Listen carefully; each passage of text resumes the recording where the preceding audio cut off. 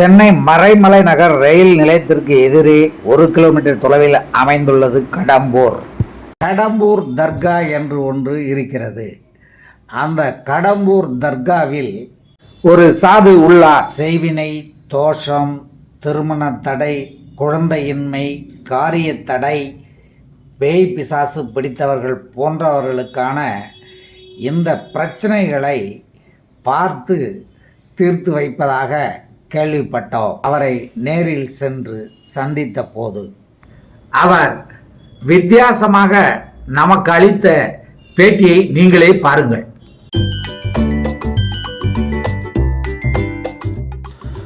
ஐயா வணக்கம். வணக்கங்க. வணக்கம். இந்த ஆன்மீகத்தில் எனக்கு 10 வருஷத்துக்கிட்ட ஆயிடுச்சுங்க.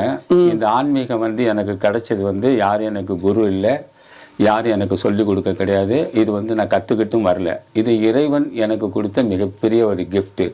இந்த கிஃப்டை நான் இது மக்களுக்காகவே பயன்படுத்திக்கிட்டு இருக்கேன். இது வரைக்கும் சொந்த குடும்பத்துக்காகவோ தன்னுடைய குடும்பத்து வளர்ச்சிக்காகவோ இந்த 10 வருஷத்தில் எந்த முன்னேற்றமும் எனக்கு இல்லை.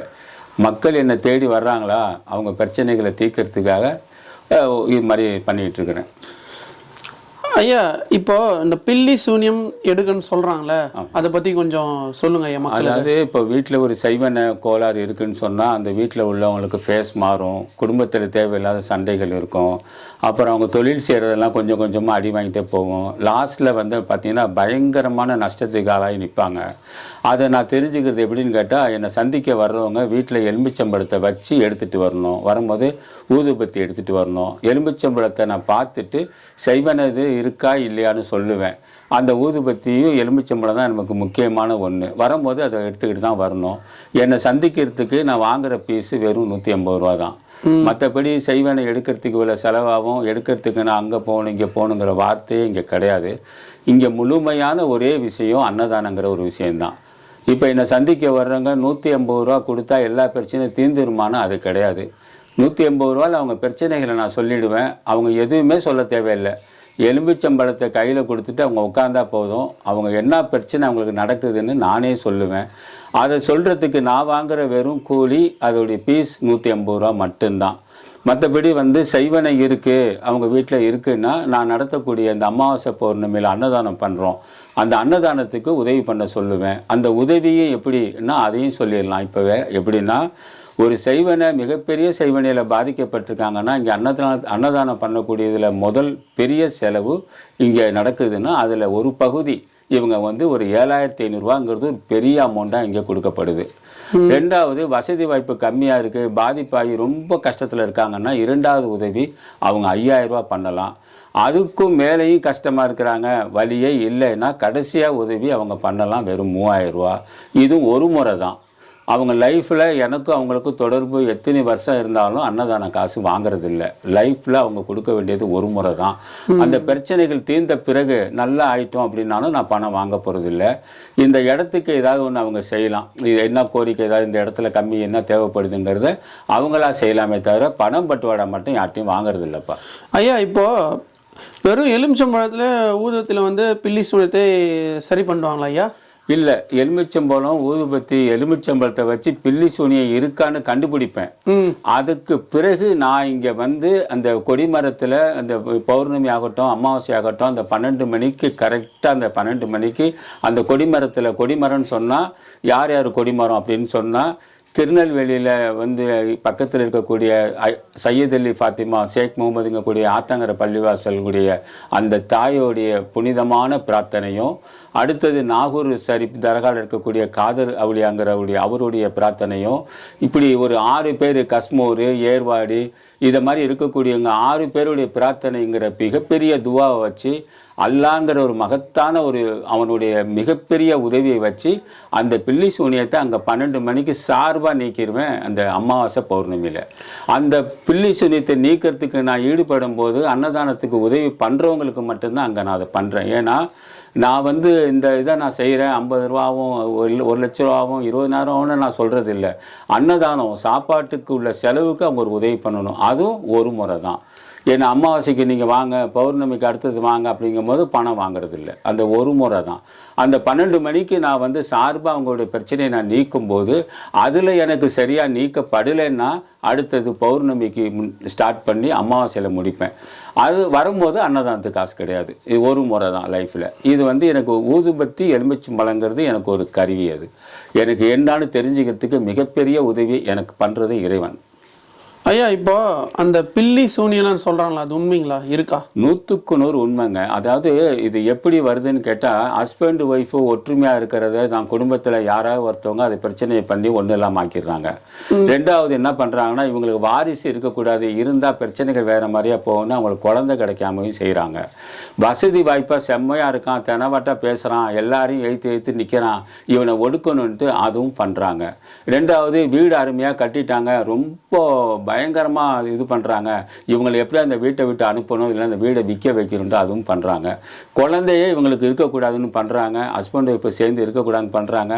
ஆனால் எனக்கு வந்து ஆண்டவனுடைய மிகப்பெரிய அருளால் எடுக்க மட்டும்தான் எனக்கு தெரியுமே தவிர எனக்கு செய்வனை யாருக்கும் செய்ய எனக்கு தெரியாது. இதுவரைக்கும் யாருக்கும் ஒரு செய்வனையோ இல்லை ஒரு பிரார்த்தனை கூட இவங்க இப்படி ஆகணும்னு நான் சொன்னதும் கிடையாது, செஞ்சதும் கிடையாதுங்க. ஐயா, இப்போ நீங்கள் வந்து ஃபீஸ் வந்து வாங்குறீங்களா இப்போ வரவங்களுக்கு, இல்லை இலவசமாக பண்ணுறீங்களா? இல்லை, இலவசம்னா வர முடியாது. ஏன்னா நான் வீடு அங்கேருந்து தாம்பரத்துலேருந்து இங்கே வந்துட்டு போகிறதுக்கு பெட்ரோலே வண்டிக்கு 200 ரூபா அடிக்கிற மாதிரி இருக்குது. மதியான சாப்பாடு இப்போ நான் இருக்கிற இடம் வந்து இப்போ கடம்பூர் தர்காங்கிறது மறைமலை நகரில் இருக்கக்கூடிய கடம்பூர் தர்கா. இது நான் வீட்டிலேருந்து இங்கே வரதுக்கு 35-40 கிலோமீட்டர் ஆகுது. அது 150 ரூபா ஃபீஸ் வாங்கி தான் நான் பண்ணுறேன். என்னை பார்க்க சந்திக்க வெறும் 150 ரூபா. அந்த 150 ரூபாலே பிரச்சனை தீர்ந்துரும்னு தயவு செஞ்சு யாரும் நம்பி வரக்கூடாது. 150 ரூபாயில் டீட்டெயில்ஸ் தெரிஞ்சுக்கலாம், அவங்க நம்ம ஏன் இவ்வளோ நிலைமையில் இருக்கோம்னு தெரிஞ்சுக்கலாம். அது வந்து கேட்டு கிடையாது. என்கிட்ட எலுமிச்சம்பழத்தை கொடுத்துட்டு அவங்க வாயை பேர் மட்டும்தான் கேட்பேன், சொல்லணும், அவ்வளோதான். அவங்க பிரச்சனைகளை சொல்லி நான் கேட்கவே மாட்டேன். யார் வந்தாலும் நீங்கள் எதுவும் சொல்லாதீங்க தான் சொல்லுவேன். ஏன்னா எல்லாமே ஆண்டவனுடைய அருளால் என்னை சுற்றி இருக்க மகான்களுடைய ஆசீர்வாதத்தில் எனக்கு எல்லாமே தெரிஞ்சிடும் ஒரு எலுமிச்சம்பழத்துலேயே. ஐயா, இப்போ பில்லி சூனியம் வேறு சம்மந்தமாக என்ன மாதிரிலாம் நீங்கள் எடுக்கிறீங்க மக்களுக்காக? குழந்தையே இல்லை அப்படின்னு சொன்னால் அதை வந்து ஹஸ்பண்ட் ஒய்ஃப் 2 பேருமே சேர்ந்து வந்தால் அந்த குழந்தை வந்து கிடைக்கிறதுக்காக நான் பிரார்த்தனை செஞ்சு சொன்ன மாதத்தில் குழந்தைய கிடைக்க ஏற்பாடு பண்ணுவேன். 1. ரெண்டாவது, பிஸ்னஸில் பெரிய லெவலில் இருந்தேன், கீழே வந்துட்டேன் அப்படின்னு சொன்னால் மறுபடியும் அவங்கள லிஃப்ட்டு கொண்டுட்டு வரத்துக்கு என்னவோ அதை பண்ணுவேன். கல்யாணமே இல்லை, நடக்கவே இல்லை, பொண்ணை பார்க்குறாங்க, மாப்பிள்ளையை பார்த்து அலைஞ்சிக்கிட்டு இருக்கிறோன்னு சொன்னால் அவங்களுக்கு வந்து குறிப்பிட்ட இந்த மாதம் சொல்லுவேன், அந்த மாதத்துக்குள்ளே அவங்களுக்கு கல்யாணம் ஆகிறதுக்கு ஏற்பாடு பண்ணுவேன். வீடு வந்து கட்டவே முடியல, எவ்வளோ பண்ணாலும் செலவாகுது, நான் வீடு பூர்த்தி ஆகலைன்னா அதுக்கு சில வேலை ஏற்பாடு பண்ணி அந்த வீடை ரெடி பண்ணுறதுக்கும் ஏற்பாடு பண்ணுவேன். ஆனால் எல்லாமே எதை வேணாலும் செய்வேன், நல்ல விஷயத்தை செய்வேன். அதில் எந்த மாற்றமும் இல்லை. அவங்கள பிரிச்சிடணும், இவங்களை பிரித்து விடுங்க, இவளை ஓட விடுங்க, அவன் கடையை மூட வைங்கன்னா இங்கே வராதிங்கன்றுவேன். அதனால இந்த ஊரே எனக்கு எழுதி வைக்கிறேன்னு சொன்னாலும் அதை நான் ஏற்றுக்கிறது இல்லை. என்னை பொறுத்த வரைக்கும் இந்த வேலை இறைவன் கொடுத்தது. இறைவன் கொடுத்ததை நான் யார்ட்டையும் விற்க முடியாது. இந்த ரேட்டுக்கு விற்க முடியாது. விற்கிறேன் அன்னதானங்கிற ஒரு பேச்சை, அதுக்காக அன்னதானங்கிற ஒரு உதவி கேட்குறேன். நான் இன்னும் தாம்பரத்தில் வாடகை வீட்டில் தாங்க ஐயா இருக்கேன். எனக்கு எதுவுமே இந்த வரைக்கும் என்னுடைய வளர்ச்சி எந்த ஒரு முன்னேற்றமும் இல்லை. ஆனால் இந்த இடம் வளர்ச்சியாக இருக்குது. நான் உட்காந்துருக்கிற இடம், நீங்கள் இப்போ எடுக்கிற இந்த இடம் வளர்ச்சியாக இருக்குது. ஒரே காடு மாதிரி கடந்த இந்த இடத்த இவ்வளோ ரெடி பண்ணியிருக்காங்கன்னா எல்லாம் பொதுமக்கள் தான். ஐயா, இப்போது கல்யாணம் நைட்டு நிறைய பேர் குழந்தையே இல்லை. ஆமாம், அதை பற்றி கொஞ்சம் சொல்லுங்க. அதான் இப்போ குழந்தை இல்லைன்னா 3-4 விஷயங்கள் இருக்கும். ஃபேமிலியில் சாபங்கள் இருந்தால் அந்த குழந்தை பிறக்காது, 1. ரெண்டாவது வந்து இந்த ஆம்பளைக்கும் பொம்பளைக்கும் இந்த 2 பேருக்குள்ள உடல் ரீதியான ஒரு பாதிப்பு இருந்தாலும் குழந்தை இருக்காது. அதுக்கும் இங்கே ஏற்பாடு பண்ணுவேன். அப்படி ரெண்டாவது விஷயம் என்னன்னு கேட்டிங்கன்னா, செய்வனேங்கிறது ஒரு சப்ஜெக்ட்லேயே வந்து குழந்தை கிடைக்காமவும் செய்கிறாங்க. இன்னும் வந்து நிறைய விஷயங்கள் செய்கிறாங்க. ஆனால் அது எல்லாமே எனக்கு எடுக்கத்தான் முடியுமே தவிர நான் யாருக்கும் செய்ய எனக்கு தெரியாது. எதாக இருந்தாலும் பண்ணலாம். குழந்தை கிடைக்கவே இல்லை அப்படின்னாலும் அதுக்கு ஏற்பாடு பண்ணலாம். என்ன ஒன்றுனா, நான் சொல்கிறபடி அவங்க கரெக்டான இடத்துக்கு வரணும். இப்போ அமாவாசைக்கு நான் பார்க்குறேன்னு சொன்னால் பௌர்ணமிக்கு வாங்கன்னா வரணும். இல்லைங்க, பௌர்ணமிக்கு நான் ஃபங்க்ஷனுக்கு போயிட்டேன், அங்கே போயிட்டேன்னா நமக்கு அது கரெக்டாக அமையாது. எது நடந்தாலும் நான் சொன்ன தேதிக்கு வந்தால் நான் கரெக்டாக அதை பிக்கப் பண்ணுவேன். அவங்கள கரெக்டாக ஃபாலோ பண்ணி நானும் எல்லாம் செய்வேன். வேற மக்களுக்கு என்னென்ன தீர்வுலாம் கொடுக்குறீங்க? ஏன் அந்த பில்லி சூனியம், குழந்தை இல்லை, கல்யாணம் ஆகல, வேற என்னென்னலாம் தீர்வு கொடுக்குறீங்க? சாபத்தில் சில குடும்பம் சிக்கியிருக்கும். ஏதோ ஒரு விஷயத்தில் ஏதாவது பேசியிருப்பாங்க, சாபம் விட்டுருப்பாங்க, அதில் மாட்டியிருப்பாங்க, அதை கிளியர் பண்ணுவேன். ரெண்டாவது வீட்டில் பேய் நடமாட்டம் இருக்குது, தூங்க முடியல, ஒரே சவுண்டாக இருக்குது, ஒரே சத்தமாக கேட்குதுனாலும் அதை சரி பண்ணுவேன். வீடு வந்து அஸ்திவாரம் போட்டோம் அப்படியே நிற்கிது, எப்படி முடியலைன்னா அந்த கட்டுறதுக்கு ஏற்பாடு பண்ணிவிடுவேன். இந்த மாதிரி நிறைய விஷயங்கள். பசங்க படிக்கவே மாட்டுறாங்க, எந்த நேரமும் படிக்க மாட்டுறானுங்க அப்படின்னா அவங்க இந்த பிள்ளைங்களை படிக்க வைக்கிறதுக்கு ஏற்பாடு பண்ணுவேன். ஆனால் எதை பண்ணாலும் பணம் டீலிங் சுத்தமாக இங்கே கிடையாது. அன்னதானங்கிற ஒரு விஷயம், அது எல்லாருக்கும் அன்னதானம் கிடையாது. இப்போ வேலை வெட்டி இல்லைன்னு வர்றாங்கன்னா அன்னதானம் அதுக்கெல்லாம் கிடையாது. 150 ரூபா தான். எப்போ அன்னதானங்கிற ரூட் வரும்னா செய்வனையில் பாதிக்கப்பட்டால் அன்னதானம், சாபத்தில் சிக்கியிருந்தா அன்னதானம், ஏதாவது ஒரு பிரச்சனையில் இவங்க மாட்டி வெளியில் வர முடியாமல் நின்னாங்கனாக்கா அதை நான் ரெடி பண்ணி பண்ணுறதுக்கு தர்மம் தான் எனக்கு முதலாக நான் செய்கிறது தர்மம் தான். மக்களுக்கு வந்து எந்த பிரச்சனை நீங்கள் தீர்வு கொடுத்துருவீங்க? எதாக இருந்தாலும் தீர்வு, ஆனால் நல்ல விஷயமா இருக்கணும். நல்ல விஷயமா இருந்தால் கண்டிப்பான முறையில் நான் தீர்வு உறுதியான முறையில் நம்பி வரலாம். இப்போ இந்த இடத்த பொறுத்த வரைக்கும் என்னுடைய வளர்ச்சிங்கிறது இங்கே சுத்தமாக 0 பாயிண்டில் இருக்கேன். ஆனால் இந்த இடம் கடுமையான வளர்ச்சிக்கு ஆளாயிருக்கு 10 வருஷத்துக்குள்ளே. ஏன்னா உட்காரக்கூட இடம் இல்லாமல் இருந்த இடம் இது இந்த அளவுக்கு எல்லாம் கட்டி கொடுத்தது, வெளியில் செட்டு போட்டு கொடுத்தது, 1க்கு 2 போர் போட்டு கொடுத்துருக்காங்க, கீழே ஒரு சேராக கடந்ததை எல்லாம் ரெடி பண்ணியிருக்காங்க, பாத்திரங்கள்லாம் வாடகைக்கு எடுத்துகிட்டு இருந்தோம் அதை வாங்கி கொடுத்துருக்காங்க. இந்த காலத்தில் ஒரு டீ வாங்கி கொடுக்க கூட யாரும் இல்லைங்க ஐயா. இந்த அளவுக்கு இன்றைக்கி இந்த இடத்துல செஞ்சுருக்காங்கன்னா எல்லாருக்கும் நல்லது நடக்க போய் தான். நல்லது நடக்கிறதுனால தான் இவ்வளவு இங்கே எல்லாம் பண்ணுறாங்க. ஆனால் நான் வந்து இந்த நிமிஷம் வரைக்கும் எதுவுமே என்னுடைய ஃபியூச்சர் என்ன, நம்ம பிள்ளைங்க ஃபியூச்சர் என்ன, குடும்பம் என்ன, அதெல்லாம் நான் சிந்திக்கவே இல்லை. காரணம் ஊர் மக்களுக்கெல்லாம் தீர்வு கொடுக்குற இறைவன் என்னையும் குடும்பத்தையும் காப்பாற்ற மாட்டானான்னு நம்பிக்கை எனக்கு 100க்கு 100 இருக்குது. அதனால என்னுடைய வளர்ச்சியில் நான் இதை அக்கறை எடுக்கலை. வர்றவங்களுடைய வளர்ச்சிக்கு என்ன பண்ணணுமோ அதை பண்ணிக்கிட்டு இருக்கேன். நைட்டு பகலுமா நான் தூங்குறத ஒரு நாளைக்கு 4 ஹவர் 5 ஹவர் தான் தூங்கிக்கிட்டு இருக்கிறேன். அமாவாசை பூஜைங்களாம் இங்கே ரொம்ப விசேஷங்களா? அமாவாசைக்கும் பௌர்ணமிக்கும் கூட்டமாக இருக்கும். டோக்கன் போட்டு தான் பார்க்குறோம். டோக்கன் வாங்கிட்டு தான் பார்க்கப்பாங்க. ஏன்னா சரியான கூட்டமாக இருக்கும். அன்னைக்கு மதியான சாப்பாட்டுக்கு தான் அந்த அன்னதான காசை கேட்குறேன். ஒரு நாளைக்கு எத்தனை பேர் பார்ப்பீங்க ஐயா அமாவாசை பௌர்ணமிக்கலாம்? அது அமாவாசை பௌர்ணமியில் குறைச்சது 50 டோக்கன் வரைக்கும் வருது. சரி. அமாவாசை பௌர்ணமியில் 50 டோக்கன் 40 டோக்கன். நல்லா வெயில் இல்லைன்னா நல்லா கிளீனாக இருந்துச்சுன்னா 60 பேர்கிட்ட வர்றாங்க. கொஞ்சம் மழை இல்லாமல் இருந்தால் ஒரு 30-40 பேர் வருவாங்க. ஏன்னா எல்லாமே ஒன்றுக்கு ஒன்று தெரிஞ்சும் தெரியாமையும் தான் இங்கே வர்றாங்க. புரியுதுங்களா? எல்லாம் ஒரு ஒத்துழைப்போடு வர்றது கம்மி தான். இங்கே கொஞ்சம் பிரச்சனையாக இருக்குது, தெரியாமல் தான் இங்கே வந்து பார்த்துட்டு 1-2 பேர் போகிறாங்க. அதனால் இந்த இடத்த பொறுத்த வரைக்கும் என்னை நம்பி வர்றதை விட இந்த இடத்த நம்பி வர்றது பெட்ரு. ஏன்னு கேட்டிங்கன்னா இந்த இடம் தான் எனக்கே ஆசி வழங்கிட்டு இருக்கு. இப்போ வரவங்களுக்கு வந்து முன்பதிவு உண்டா எப்படி? ஆமாம், வெளியூர்லேருந்து வர்றாங்க. இப்போ கோயம்புத்தூர் எல்லா ஊர்லேருந்து இப்போ வர்றாங்க. அவங்க எனக்கு ஃபோன் பண்ணி இது மாதிரி நாங்கள் வர்றோங்க, ஆனால் வரத்துக்கு 12 மணி ஆகும், 11 மணி ஆகும், நீங்கள் டோக்கன் எடுத்து வைங்கன்னா எடுப்போம். எப்படின்னா டோக்கனே வந்து 10க்கு மேலே தான் கொடுப்போமே வர்றவங்களுக்கு. சரிங்க. அந்த 10 டோக்கனை வந்து கொடுக்க மாட்டோம். ஏன்னு கேட்டீங்கன்னா அது யாராவது அதில் வந்து இன்வால்வ் அர்ஜென்ட்டாக ஃபோன் பண்ணியிருப்பாங்க, ஏதாவது ஒன்று உடையாருவாங்கன்னு சொல்லிட்டு ஒரு 1லேருந்து 10 வரைக்கும் ஸ்பேர் வச்சிடுறது. வாரத்துக்கு எத்தனை நாள் பார்ப்பீங்க? டெய்லி 10 மணிக்கு மேலே சாயங்காலம் 6 மணி வரை டெய்லி ரெகுலராக 10லேருந்து 6 மணி வரைக்கும். 10 மணிலேருந்து 6 மணி வரைக்கும் இங்கே தான் இருக்கும். வாட்ஸ்அப் காலில் ஃபோன் பண்ணால் வாட்ஸ்அப் காலில் வந்து ஃபோன் பண்ணி வர முடியாதவங்க இப்படி இருக்குங்கன்னு சொன்னாக்கா 150 ரூபா பீஸ் அனுப்பிட்டு, சரிங்க, அவங்க சம்மந்தப்பட்டவங்களுடைய ஃபோட்டோ அனுப்பிட்டா அவங்க எதுவுமே சொல்ல தேவையில்லை. அவங்க பிரச்சனை என்ன, அவன் என்ன நிலைமையில் அந்த பையன் இருக்கான் இல்லை அந்த பொண்ணு நிலைமை இருக்குன்னு நானே சொல்லிடுவேன். ஃபோட்டோவை பார்த்து ஃபோட்டோ அனுப்பிச்சிங்கன்னா அதை பார்த்து வந்து சொல்லுவீங்க. டீட்டெயில் தான் சொல்லுவேன், சரி பண்ண மாட்டேன். டீட்டெயில் அதுக்கு 150 ரூபா. நேரில் வரணும், சரி பண்ணுறதுக்கு நேரில் வரும். சரி பண்ண ஆமாம், டீட்டெயில்ஸ் மட்டும் கேட்டுக்குவோம் அப்படின்னு சொன்னால் 150 ரூபா கொடுத்துட்டு எதுவுமே சொல்ல தேவையில்லை. அவங்க ஃபோட்டோவை மட்டும் அனுப்பிட்டு இந்த ஃபோட்டோ இந்த அனுப்பியிருக்காங்க என் பையங்க, இது என்னன்னு கொஞ்சம் பார்த்து சொல்லுங்கன்னா அவங்களுக்கு தெரியாத சில விஷயங்கள்லாம் நான் அவங்களுக்கு சொல்லுவேன். சரி, இது அளவுக்கு உங்க பையன் இருக்கான்ட்டு. அது மாதிரி இருக்கு. அதே மாதிரி பொண்ணுங்க விஷயத்துலயும் அப்படிதான். எந்த விஷயமா இருந்தாலும் பார்க்கலாம். ஆனா என்ன, இப்ப நேத்து கூட ஸ்ரீலங்கால இருந்து ஆள் வந்துட்டு போனாங்க. சரிங்க. எல்லா ஊர்ல இருந்து வர்றாங்க, மலேசியால இருந்து வர்றாங்க, ஸ்ரீலங்கால இருந்து வர்றாங்க, எல்லா இந்தியாவில் ஏகப்பட்ட ஊர்ல இருந்து வர்றாங்க. ஆனாலும் எனக்கு என்னன்னு கேட்டா ஒரு நாளைக்கு 3 பேரும் வர்றாங்க, ஒரு நாளைக்கு 2 பேரும் வர்றாங்க, ஒரு நாளைக்கு 5 பேரும் வர்றாங்க, ஒரு நாளைக்கு யாருமே வரல. அப்போ என்ன ஆகுதுன்னா எனக்கு இங்கேருந்து வந்துட்டு போகிறதுக்கும் சரியாக இருக்குது, எல்லாமே ஓடிட்டு இருக்கு. வீட்டு வாடகை கட்டுறதுக்கு கூட பிரச்சனையாகவே தான் போய்கிட்டு இருக்கேன். இன்றைக்கி நம்ப மாட்டீங்க, இன்றைக்கி பீஸ் பிடுங்க இருக்காங்க வீட்டில்.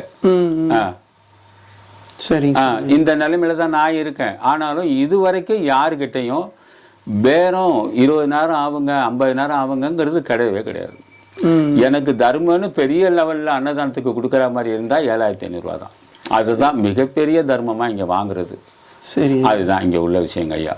சரிங்க ஐயா. இப்போ உடம்பு சரியாக இருக்காங்க, அவங்க நீங்கள் நேரில் போய் பார்த்து இது பண்ணுவீங்களா? ஆமாம். இப்போ வந்து இப்போ ஒரு உதாரணத்துக்கு பெங்களூர்ல இருக்காங்க, இல்லை இப்போ சென்னையில் திருச்சியில் இருக்காங்க, மதுரையில் இருக்காங்கன்னு சொன்னால் அந்த இடத்த வந்து நான் நேரடியாகவே போய் பார்த்து அவங்களுக்கு என்ன பிரச்சனைன்னு தெரிஞ்சுக்குவேன். தெரிஞ்சுக்கிட்டு விசிட்டு தெரிஞ்சுக்கிட்டு வந்துடுவேன். வந்துட்டு அடுத்த விசிட் நான் போவேன். அவங்களுக்கு என்ன நான் பண்ணணுங்கிறது தெரிஞ்சுக்கிட்டு ஒரே 2வது ட்ரிப்பில் அவங்க என்னவா இருந்தாலும் சரி பண்ணிவிடுவேன். அவங்க என்ன பண்ணணும்னு கேட்டால் போக்குவரத்துக்கு எனக்கு செலவு கொடுக்கணும். சரி. இப்போ மதுரையில் இருக்காங்க, நான் சென்னையில் இருக்கேன்னா எனக்கு போக்குவரத்து செலவு.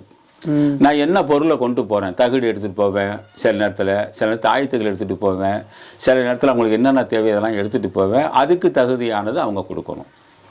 இதுதான். மற்றபடி வந்து உங்கள் வீட்டில் வந்து நான் சரி பண்ணுறேன், நான் இதில் வருவேன் அதில் வருவேன், 30 ஆகுங்க 50,000 ஆகுங்க, அந்த டைலாக்கு பணங்கிறது ஸ்டோரியே நம்மள்கிட்ட பெரிய லெவலில் கிடையாது.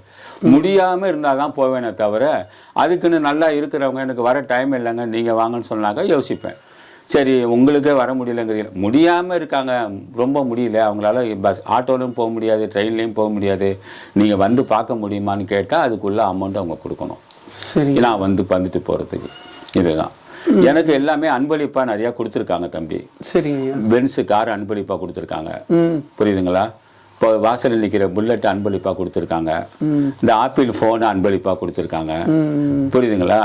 எனக்கு ட்ரெஸ்ஸே வந்து நிறையா அன்பளிப்பாக கொடுத்து ட்ரெஸ்ஸு கிட்டத்தட்ட ஒரு 60-50 ட்ரெஸ்ஸுக்கு மேலே இருக்கு எனக்கு.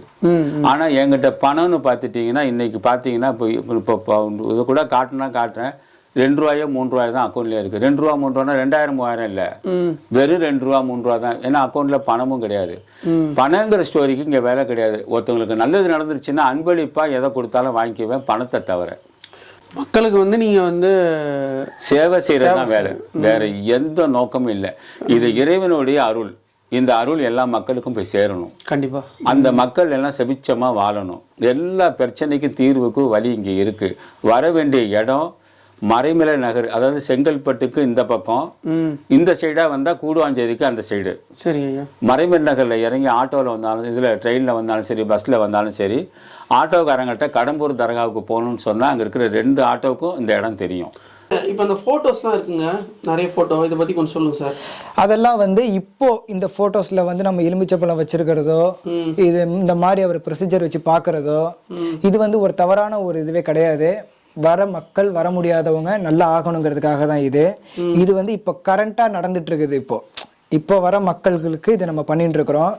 அது எல்லாமே வந்து நடந்து முடிந்த ஃபோட்டோக்கள். அதெல்லாம் இது இவ்வளோ பேர் வந்து பாபா இடத்துல வந்து பயனடைஞ்சிருக்கிறாங்க. இவ்வளோ பேர் அவர் இவ்வளோ ஆட்களை வந்து பார்த்தும் பணம் யார்கிட்டையும் வாங்காமல் இந்த நிமிடம் வரையும் இறைவனுக்காக சேவை ஆற்றி கொண்டிருக்கிறாங்க.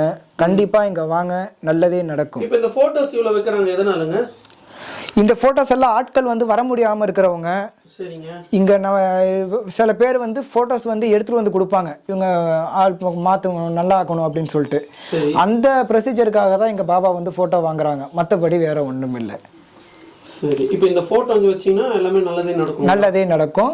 வர முடியாதவங்களுக்கு நம்ம இந்த ஃபோட்டோ வச்சு நம்ம தீர்வு காணலாம். அதே போல் ஃபோட்டோ வந்து இங்கே வர முடியாதவங்க வைக்கலனாலும் வாட்ஸ்அப்லேயும் அனுப்பலாங்களா? ஆமாம், வாட்ஸ்அப்லேயும் அனுப்பலாம். இங்கே வந்து நம்ம பிரிண்ட் எடுத்து இந்த மாதிரி வச்சுருவோம். சரி சரி. ஊதுபத்தி பற்றி சொல்லுங்க. அதாவது இப்போ நம்ம பார்த்துட்டு இருந்தோம் தெரியுமா, ஊதுபத்தி கட்டு வந்த மக்கள்கள் அதுலேருந்து ஒவ்வொரு குச்சியாக எடுத்து கொளுத்துனது. இது வந்து எல்லாமே வந்து ஒரு ஞாபகார்த்தமாக வச்சுருக்கிறது. இதை வந்து எங்கேயும் வெளியே வந்து நம்ம டிஸ்கஷன் பண்ணவோ அதை தூக்கி போடவோ கூடாது. அது அவங்களுடைய அனுமதி இன்றி நம்ம எதுவுமே பண்ணக்கூடாது.